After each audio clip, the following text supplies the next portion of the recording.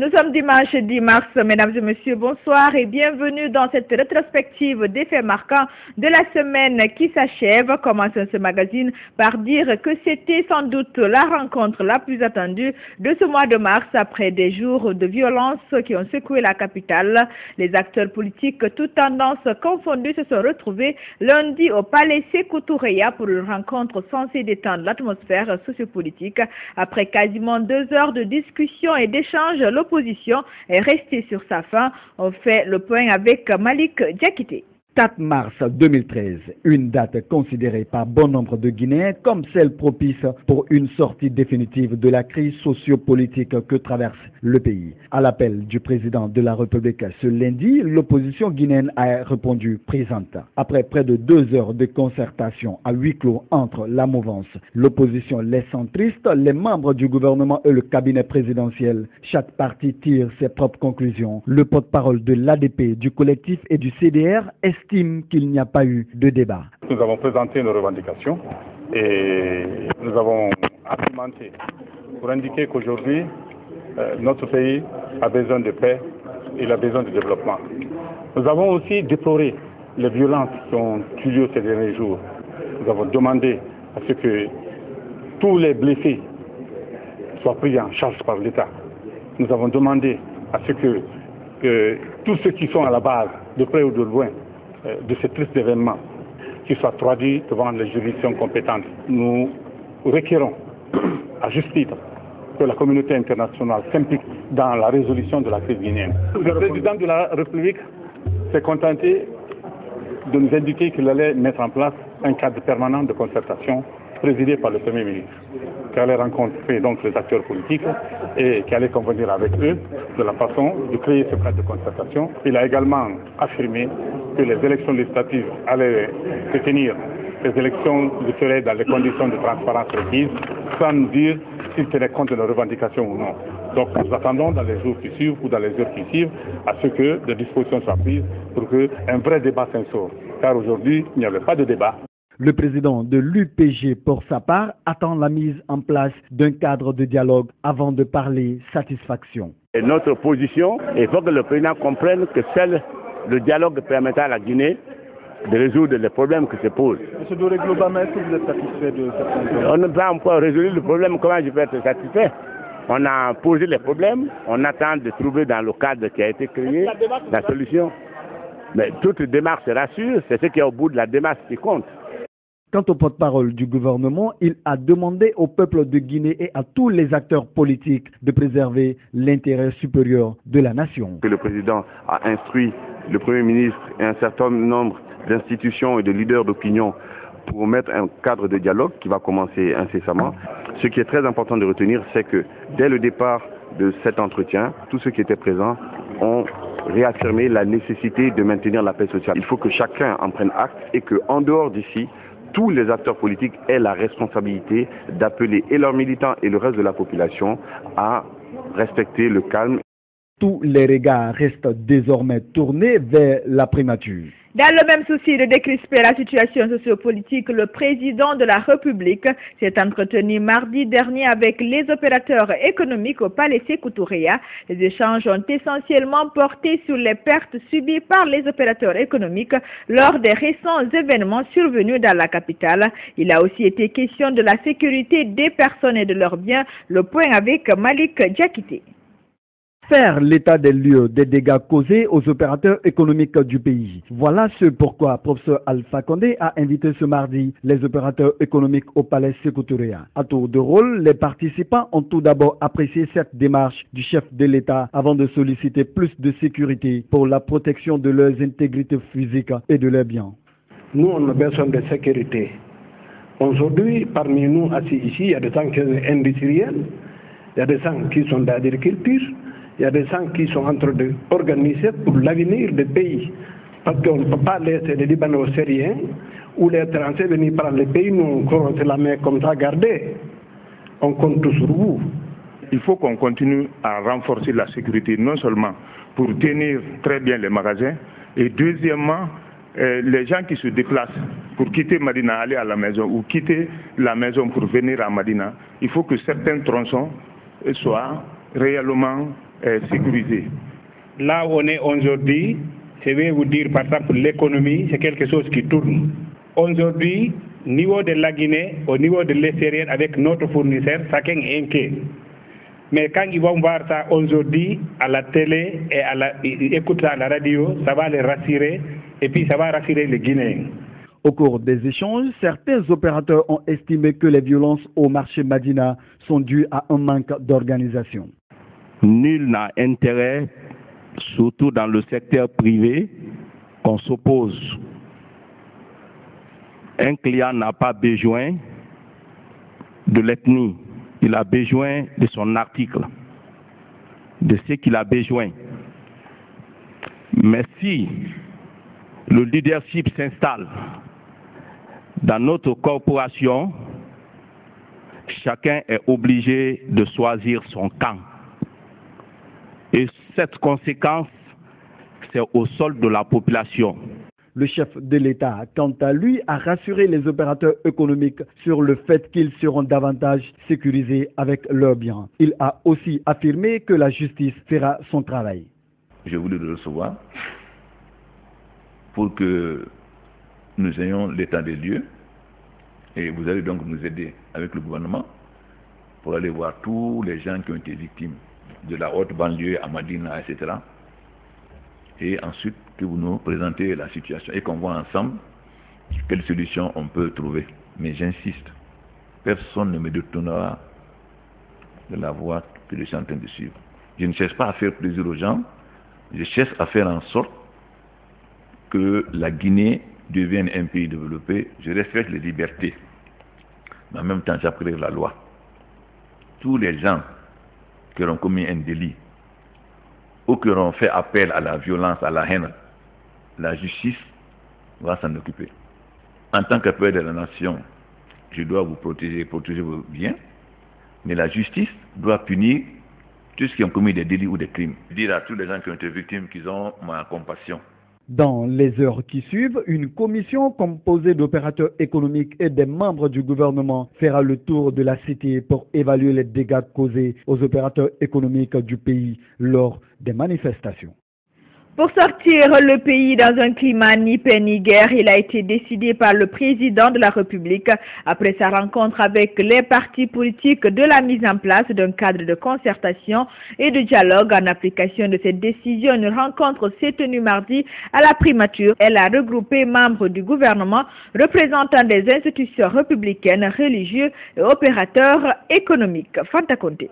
Ils étaient tous là ce matin à la primature, membres du gouvernement, représentants des institutions républicaines, religieux et opérateurs économiques, pour répondre à l'invitation du Premier ministre en chef du gouvernement. Une rencontre à huis clos qui a duré près de 4 heures et qui fait suite aux instructions données par le chef de l'État, professeur Alpha Condé, lors de sa rencontre du lundi avec les leaders des partis politiques. Il était question de la mise en place d'un cadre de dialogue permanent entre les acteurs politiques.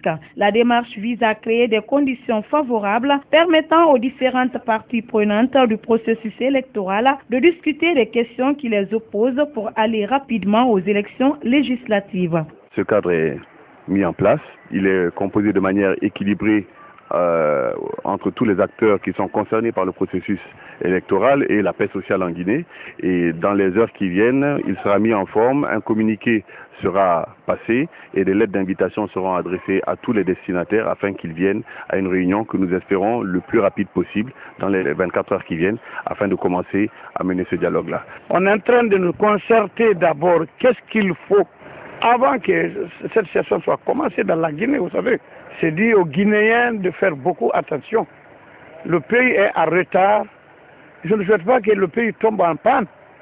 Parce qu'avec ce qui passe comme ça, là, si ça continue, au lieu de retard, on va tomber en panne. Alors j'appelle solennellement tout Guinéen pour qu'on se donne la main pour que la paix règne de notre beau pays-là. L'autre point à l'ordre du jour de cette rencontre a été le cas des opérateurs économiques qui ont payé le lourd tribut des violences de la semaine dernière. Des violences qui ont occasionné des pillages et des incendies dans certains marchés de la capitale, notamment à Madina et à Taouya. Des dégâts estimés par le président du Goa à 120 milliards de francs guinéens. En ce qui concerne les opérateurs économiques de Badina pour leur dédommagement, le Premier ministre a été très disponible. Mais on n'a pas encore fini. Le président nous a invités là-bas, nous allons là-bas d'abord. Nous disons à tous les opérateurs économiques de rester calmes, de ne pas faire de problèmes, de nous écouter et rester derrière nous. Et il faut qu'il y ait confiance.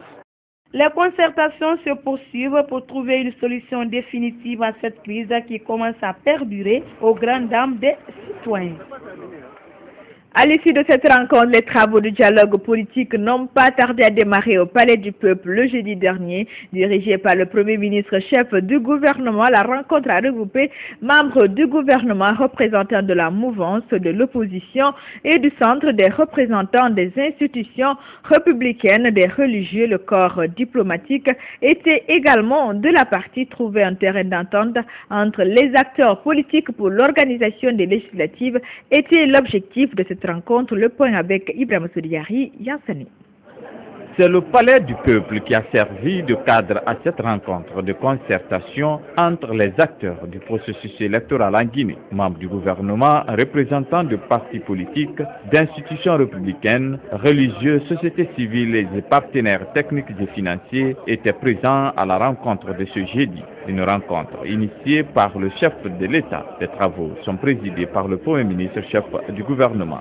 Tous les acteurs ont répondu à notre appel, les gens se sont exprimés, chacun a parlé de ses préoccupations et nous avons constaté que dans toutes les déclarations, les préoccupations convergent vers un seul point, l'intérêt supérieur de la Guinée. C'est ce qui est à retenir dans cette première rencontre et d'autres rencontres vont suivre. Nous sommes très optimistes et je l'ai dit dans la salle, chacun de nous doit regarder aujourd'hui l'autre comme un frère et regarder devant. Je suis sûr et certain que pour une fois, la Guinée redressera la tête et montrera au monde entier que quoi qu'il en soit, nous sommes des Guinéens, nous sommes des frères et nous pouvons avancer ensemble. L'opposition guinéenne, regroupée au sein de l'ADP du collectif élargi au CDR, était représentée par son porte-parole. À sa sortie de la rencontre, Aboubakar Silla a vivement critiqué cet autre cadre de dialogue. Ce cadre que nous avons vu aujourd'hui, c'est un forum, à l'image d'ailleurs de ce qui s'est passé en décembre 2011 jusqu'en février 2012, et nous disons que nous ne sommes pas prêts à jouer à ce jeu. Nous avons dit également que le contexte dans lequel ce dialogue se tient, ce contexte, il est naturellement attisé du point de vue de l'adversité par le pouvoir. D'autre part, nous demandons au gouvernement, au préalable, de libérer tous nos militants et sympathisants qui sont incarcérés aujourd'hui dans des conditions inhumaines et dégradantes dans les prisons du fait de leur participation à la manifestation du 27 février et des jours qui ont suivi. Deuxièmement, nous avons demandé à ce que le gouvernement prenne en charge les blessés et veuille au moins aller présenter des condoléances dans les familles des victimes. Nous avons également demandé à ce qu'on engage une procédure d'indemnisation des victimes des sinistres qui ont eu leurs biens détruits, pillés et vandalisés. Pour sa part, la mouvance présidentielle estime que la démarche de l'opposition vise à distraire les Guinéens. Nous disons que c'est un faux problème. C'est un faux problème en ce sens que, oui, Marc, c'est un système. On ne discute pas sur un système. C'est-à-dire, l'opérateur qui est là, c'est Sabari Technologies. Et Sabari Technologies a fait ses preuves au niveau de certains pays environnants. Et moi, je pense le jeu, c'est au niveau des démembrements de la CENI où tout se joue. Donc, ce n'est pas ça le point nodal. Le problème, c'est que l'opposition veut nous faire distraire. Et c'est ce qu'il faut éviter à tout prix. Toutefois, c'est un début de dialogue. Selon le Premier ministre, il s'agit de poser les problèmes sur la table. Parlant de ces derniers événements, les opérateurs économiques ont procédé mercredi à la mise en place d'une commission chargée d'évaluer les dégâts qui leur ont été causés pendant et après la manifestation du 27 février. Il faut dire que la mise en place de cette commission intervient au lendemain d'une rencontre avec le chef de l'État. Le ministre du Commerce choisi pour diriger la commission a fait pour la circonstance une tournée dans la capitale. Malik Diakité l'a suivi pour nous. Voici son reportage.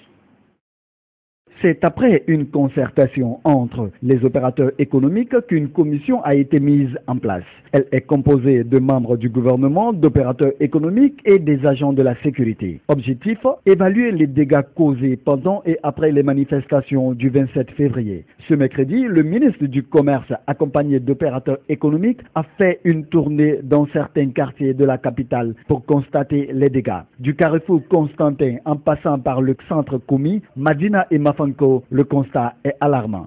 C'est dommage que des femmes qui voulaient être de bonnes mamans, de bonnes épouses, des hommes qui voulaient être de bons maris, de bons pères de famille et qui passaient leur temps à chercher ce qu'ils peuvent chercher pour être de bons Guinéens, aient tout perdu par la faute de Guinéens.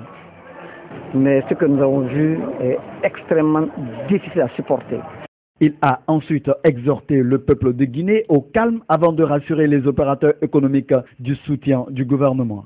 Il faut également continuer à demander à ce que tout le monde se calme. Le professeur, il a pris la mesure, l'ampleur, le sérieux qui s'attache à cet événement-là. Le problème, c'est même pas une affaire de commerçants. C'est toute la Guinée qui est concernée par ce problème-là. Parce que si c'était seulement le commerçant, je comprendrais. Mais combien de familles sont accrochées à ces commerçants-là? Combien de temps il faudra encore pour que les commerçants qui ont perdu se réorganisent, se reconstituent? Et je suis heureux que le gouvernement ait accepté de regarder le problème en face et de trouver les solutions qu'il faudra envisager un peu plus tard. Un bureau a été ouvert à cet effet au ministère du Commerce où les victimes pourront se faire enregistrer pour permettre à la commission d'effectuer son travail. L'actualité sur un autre plan, l'humanité a célébré cette semaine, plus précisément le 8 mars, la Journée internationale des femmes. Chaque année à cette date, la communauté internationale fait un bilan sur la situation des femmes, mais aussi revendique l'égalité des droits entre hommes et femmes dans la société. Le thème retenu cette année par les Nations Unies pour fêter l'événement est une promesse, il est temps de passer à l'action pour mettre fin à la violence à l'égard des femmes. En Guinée, cette journée sera célébrée en différé, mais ce fut une occasion pour la première dame de la République de s'adresser aux femmes de Guinée dans une déclaration. Nous proposons de suivre Hadja Kondé Genekaba au micro de Saran Kamara. Femmes de Guinée, chers compatriotes, jour anniversaire du 8 mars, Journée internationale de la femme, j'ai saisi l'opportunité pour souhaiter bonne fête à toutes les femmes de Guinée. Aux représentantes des institutions républicaines et internationales, aux représentantes du corps diplomatique et consulaire et aux épouses des ambassadeurs accrédités dans notre pays. Cette fête n'est pas seulement une plateforme de revendication des droits fondamentaux, elle est aussi un symbole d'autonomisation des femmes. En Guinée, la célébration cette année du 8 mars se situe dans un contexte sociopolitique difficile. Une situation qui nous interpelle en tant que mère, épouse, sœur, éducatrice et humaniste. Ce sont les femmes, en effet, qui savent mieux que quiconque éduquer et transmettre aux générations à venir les véritables valeurs humaines et culturelles. C'est pourquoi nous, femmes, devons contribuer efficacement à l'apaisement des esprits de nos époux, de nos frères, de nos enfants, sans oublier que cette même paix commence par nous-mêmes. Je lance donc un appel à toutes les femmes de Guinée à œuvrer pour la cohésion sociale afin que notre pays soit un havre de paix, car sans quiétude sociale, il n'y a pas de développement durable. Chers compatriotes, malgré les progrès sensibles dans le cadre de son émancipation, la femme reste soumise aux dures épreuves engendrées par la cherté de la vie, le chômage, les mouvements sociaux, les conflits et les préjugés qui entravent son épanouissement. C'est pourquoi le thème retenu cette année est « Promesse pour promesse, il est temps de passer à l'action ». Ce thème vient à point nommé pour que les pouvoirs publics, les institutions internationales soient plus attentifs à la situation de la femme dans nos États. La femme doit être plus présente dans les instances de décision, dans le débat démocratique, la culture de la paix et le développement socio-économique. En Guinée, le leadership féminin est le thème adopté par les autorités. Ce sujet s'inscrit dans la dynamique du programme de changement du président de la République et de son gouvernement en faveur des femmes. Cela s'est matérialisé par la mise en place de crédits revolving pour les groupements féminins gérés par les microfinances. Ce leadership ne peut se réaliser que dans un climat de paix et de quiétude sociale. Femmes de Guinée, il est important pour nous de nous engager davantage pour la concorde nationale entre toutes les filles et fils de notre pays. Nous devons attirer l'attention des autorités à tous les niveaux, des partenaires et amis de la Guinée à promouvoir la paix et encore la paix. La population a besoin aujourd'hui de notre soutien, de notre solidarité et de notre détermination pour une Guinée unie et prospère. Vive les femmes, vive la paix et l'unité nationale. Bonne fête à toutes. Et parlant toujours de cette journée du 8 mars, les Nations Unies se disent engagées dans la voie du respect des droits de la femme. L'organisation internationale a fait dans ce sens une déclaration traduite en Guinée par la représentante de l'UNFPA, un même engagement contenu dans le message de la ministre des Affaires sociales, de la promotion féminine et de l'enfance. Sarah Kamara nous fait le point. Les femmes à l'honneur. Officialisée par les Nations Unies en 1977, la Journée internationale des femmes trouve son origine dans la lutte des ouvrières et suffragettes au début du XXe siècle aux États-Unis. Ce, pour réclamer de meilleures conditions de travail et de droit de vote. De plus, cette date est devenue une journée de manifestation à travers le monde. Le 8 mars permet de faire des plaidoyers auprès des décideurs politiques en vue de la participation et l'émancipation de la femme, d'où la pertinence du thème choisi cette année par les Nations Unies, à savoir « Une promesse est une promesse, il est temps d'agir pour mettre fin aux violences faites à l'égard des femmes ».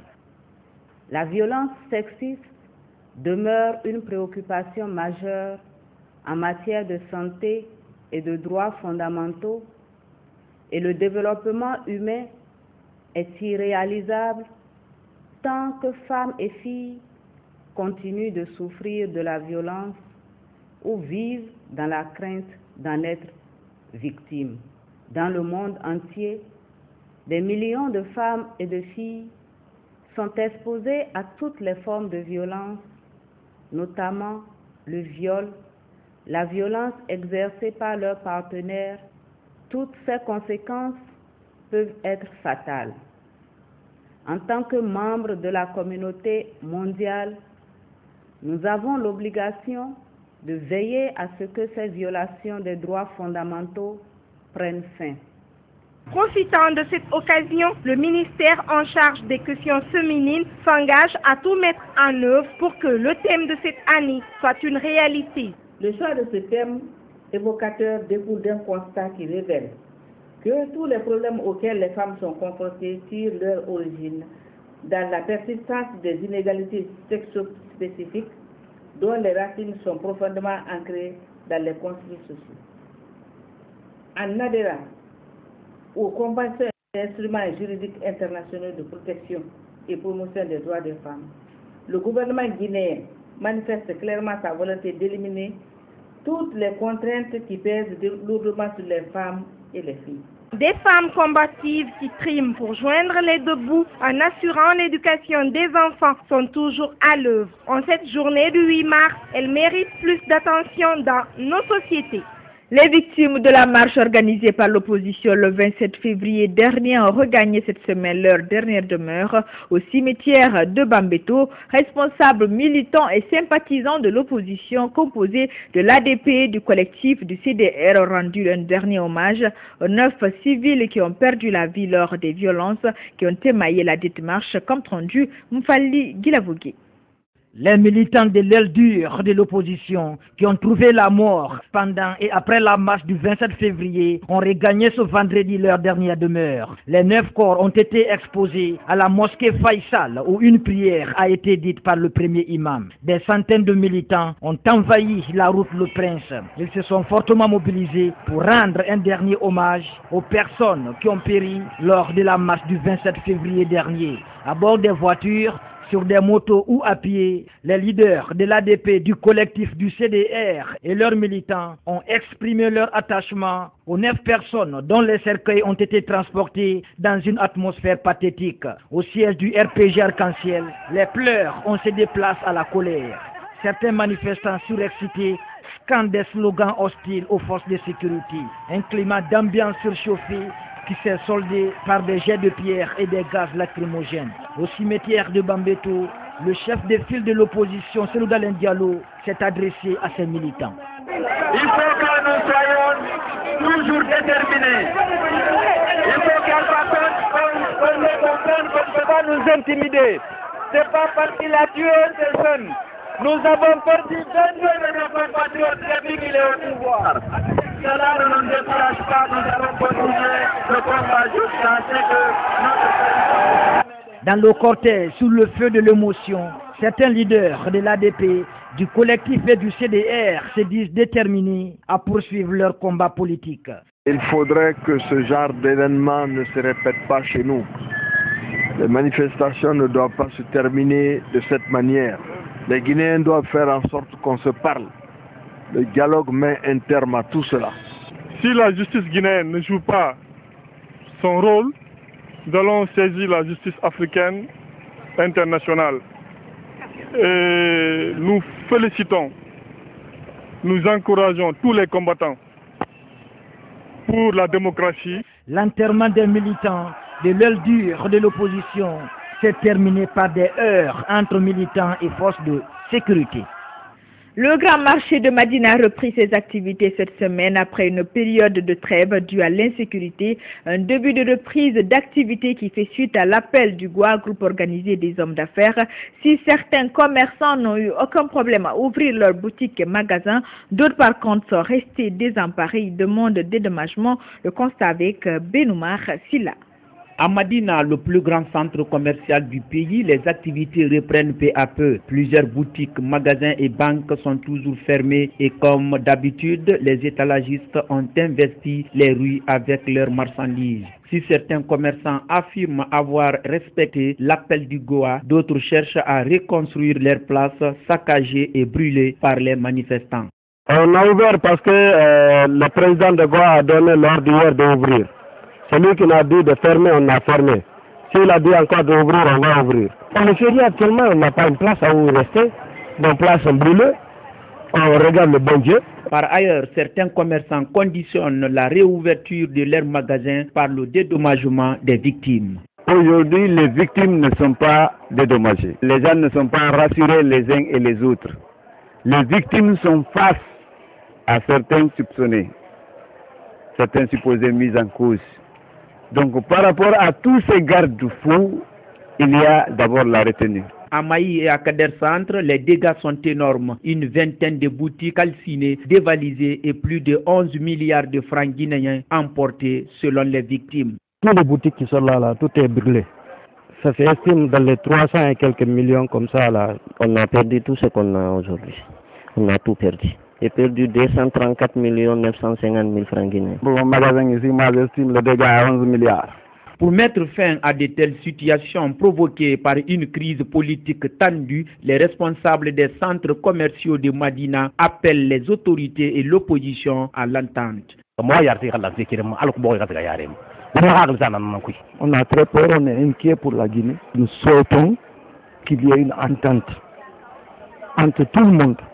Nous sommes des Guinéens et nous avons une seule Guinée. L'engagement de l'État à mettre en place une commission d'évaluation des pertes subies par les victimes ne semble pas rassurer certains commerçants. Autre registre de l'actualité, un présumé groupe de bandits vient d'être mis aux arrêts par les agents de la gendarmerie. Ce groupe aurait effectué plusieurs opérations avec des armes de guerre sur l'axe Amdala et Bambeto après la marche du 27 février dernier. Certains éléments de ce groupe sont passés aux aveux. Mfali Gilavougi. Cette bande de présumés bandits a été arrêtée avec des armes de guerre, des munitions et des tenues militaires. Ces hommes opéraient sur l'axe Amdalaï Bambeto Koza pendant et après la marche de l'opposition. Ce groupe est dirigé par un certain Yansane, fils d'un ancien militaire qui, au dire de la gendarmerie, s'est accaparé des armes de son père. Yansane et ses complices, depuis plusieurs jours, semaient la terreur dans la cité. Il y avait des manifestations par-ci et par-là. Et c'est dans ce lot qu'il y a eu des infiltrations de loubards qui utilisaient des armes. En l'occurrence, Yansane, qui est habillé en tenue militaire et qui ne l'est pas. Il a réussi à dérober l'arme de son papa, y compris les munitions qui est là. Pendant la manifestation qu'ils ont croisé les battes, il y a eu échange de tirs où son ami Mamadou Diallo a été atteint par balle. Donc il est parti se soigner à l'hôpital. C'est à partir de là qu'on a eu les informations comme quoi il était dans le même dispositif que Yansane. Les forces de sécurité, plus que jamais, sont déterminées à dénicher les hors-la-loi. Pour y arriver, elles demandent la collaboration des populations. Mais quant à la population, nous demandons beaucoup d'informations, beaucoup de renseignements sur les nids des bandits pour nous permettre vraiment d'éradiquer le banditisme. On vient d'arriver pour la réforme des forces de défense et de sécurité où des anciens militaires sont partis à la retraite. Donc toutes les tenues n'ont pas été récupérées, toutes les armes aussi, il ne faut pas se voiler la face. Donc il y a les enfants de ces militaires qui sont en train de récupérer ce matériel-là pour l'utiliser à d'autres fins. Déférés ce mercredi à la direction des investigations judiciaires, les présumés malfrats et leurs complices ont reconnu les faits qui leur sont reprochés. Ce coup de filet réussi dénote de la volonté des services de sécurité de protéger les citoyens et leurs biens. Les autorités de leur côté devraient dans leur plan d'action en faire une priorité afin de juguler le phénomène de criminalité qui fait rage dans le pays. Justice encore, le feuilleton judiciaire de l'attaque contre le domicile privé du chef de l'État se poursuit aux assises de Conakry. Jeudi dernier, le colonel Sambarou Diamankan, commandant du camp Alpha Yaya Diallo, était à la barre. Poursuivi pour abstention délictueuse, il a nié les faits qui lui sont reprochés. Les précisions dans ce compte rendu de Mfali Gilavougi. Le commandant du bataillon spécial de Conakry, dans son boubou traditionnel souriant à la barre, a réfuté en bloc les charges articulées contre lui. Le colonel Sambarou Diamankan, redouté au sein de l'armée, est poursuivi pour abstention délictueuse. Dans la nuit du 18 au 19 juillet, il dit avoir reçu l'ordre du chef de l'état-major de l'armée de terre d'assurer la sécurité du camp Alpha Diallo pour, précise-t-il, empêcher tout mouvement à caractère subversif. L'accusé affirme avoir été contrecarré d'intervenir au domicile privé du président de la République par cette décision qui venait du général Bundouka. L'officier qui a clamé son innocence dans l'attaque du 19 juillet estime qu'il devrait être récompensé plutôt que d'être trimballé à la cour d'assises. Réaction des avocats de la partie civile. Ce qui était attendu de lui, et ce sont les termes de l'accusation, c'était de se joindre aux unités d'intervention. Le fait d'avoir croisé les bras, le fait de ne s'en tenir qu'à l'exécution de ses ordres n'était pas quand même le devoir attendu d'un soldat républicain. Le président de la République est au-dessus du chef de l'état-major général des armées, en sa qualité de commandant suprême des armées. Et donc, nous avons estimé qu'au-delà de l'exécution de ces ordres, cet officier pouvait bel et bien se joindre aux unités d'intervention. Il ne l'a pas fait, peut-être de bonne foi ou de mauvaise foi. L'examen de certains aspects du dossier a donné lieu à une scène de dispute entre les avocats de la défense. Et les questions posées à l'accusé ont irrité Maître Salifou Boiro, qui, dans la foulée, a tapé du poing sur la table. La démonstration pour chaque avocat ici, c'est de prouver ce pourquoi l'arrêt de renvoi colle à ton client, qui ne doit pas aller en dehors. Les assises sont dangereuses quand le défenseur donne des coups franchement, pour la personne qui est défendue, ça fait un autre souci. Moi, je crois, j'ai peur qu'on la mette sur un terrain qu'il ne peut pas maîtriser. Donc, moi, j'ai espoir que le colonel Sambarou Diamanka s'en sortira. Pour mettre fin aux interminables envolées oratoires qui ont envahi le prétoire, le président a observé une pause de 30 minutes. À la reprise, les débats se sont poursuivis dans la sérénité et l'accusé Sambarou Diamankan, commandant du camp Alpha Diallo, a réitéré qu'il devrait être jugé par un tribunal militaire. Autre fait marquant de l'actualité, une ambulance pour la Fédération guinéenne de football. Elle a été offerte par Kaba Umex, président du FC Séquence. Des clés de cet engin ont été remises cette semaine à la faveur d'une cérémonie qui a eu lieu le mercredi dernier au ministère de la Jeunesse, de l'Emploi jeune et des Sports, Mamadi Kamisoko. C'est le ministre de la Jeunesse, de l'Emploi des Jeunes et des Sports en personne qui a reçu les clés de cette ambulance. À ses côtés, quelques cadres du département et le premier vice-président de la Fédération guinéenne de football. Un geste qui permettra à coup sûr de faciliter l'acheminement des footballeurs en situation de malaise vers les structures hospitalières et pourquoi pas bénéficier des premiers soins à bord de l'engin à médicaliser. Une ambulance parce que je me suis gêné lorsqu'une fois je suis allé au stade. J'ai vu des jeunes qui étaient blessés, il n'y avait pas d'ambulance au stade pour les premiers soins. J'ai dit, mais pourquoi ça? Il y avait des gens autour de moi, on me dit que le ministère n'a pas d'ambulance propre à lui. À chaque fois qu'ils ont besoin de louer avec soit les cliniques ou les hôpitaux. Pour le premier vice-président de la Fédération guinéenne de football, ce don vient à point nommé car il aura son utilité dans le milieu sportif. Je crois qu'il vient de poser un acte majeur parce que cet équipement, on en a besoin. Donc, au nom du président Salifou, je reçois avec fierté cette ambulance et je vous assure que cette ambulance servira convenablement pour le football. En plus de cette ambulance, le donateur offre une assurance d'une année, une belle initiative qui pousse le ministre Sow à inviter d'autres bonnes volontés à venir au secours du sport. Selon lui, les efforts du gouvernement ont besoin d'être appuyés. Ce n'est pas facile de rencontrer des hommes aussi qui peuvent prendre quelque chose dans leur avoir et offrir à la communauté. Donc j'espère qu'à travers lui, d'autres opérateurs, d'autres bonnes volontés, d'autres partenaires prendront l'exemple sur lui parce que le développement du sport, le développement des grands clubs, c'est les privés qui s'impliquent. Cette cérémonie de remise s'est déroulée dans l'enceinte du ministère de la Jeunesse, de l'Emploi des Jeunes et des Sports.